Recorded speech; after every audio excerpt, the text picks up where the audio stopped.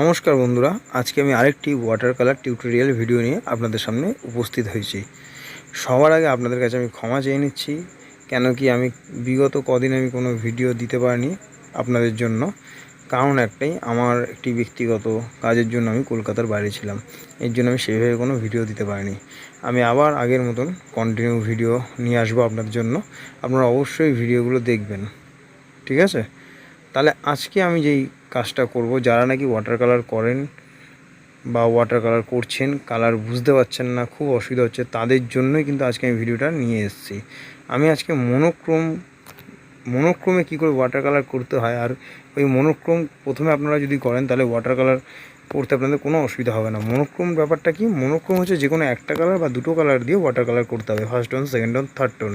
আপনারা black use করতে পারেন বা আল্ট্রামারিন ব্লু, কোবাল্ট, এই দুটো কালার ইউজ করতে পারেন, বা ক্রিমসান লেক, ব্রাউন শাইনা ইউজ করতে পারেন, ঠিক আছে? আমি এখানে যেমন ভার্মিলিয়ন রেড আর ব্রাউন শাইনা ইউজ করব এই মনোক্রম কাজটা করার জন্য। আর একটা কথা বলে দিই, গ্রিনটা কিন্তু ইউজ করতে পারবেন না, ঠিক আছে? তাহলে আমি এখানে কী করছি, ভার্মিলিয়ন রেড আর ব্রাউন শাইনা ইউজ করছি, ঠিক আছে? মন দিয়ে কিন্তু দেখুন, যেটা বলছিলাম, গ্রিন কালারটা মনোক্রোম কালার মানে করার সময় ইউজ করা যায় না। মনোক্রোমে গ্রিন কালারটা ইউজ করা যায় না, কারণ একটাই, যেহেতু গাছের কালারগুলো গ্রিন, তাই আমরা ইউজ করতে পারবো না। বাড়িতে তো আমরা গ্রিন করতে পারবো না, এর জন্য গাছের কালারগুলোর জন্য আমরা গ্রিন ইউজ করতে পারবো না। এই জন্য আমরা গ্রিনটা বাদ দিয়ে আপনি যে কোনো কালার দিয়ে মনোক্রোম করতে পারেন।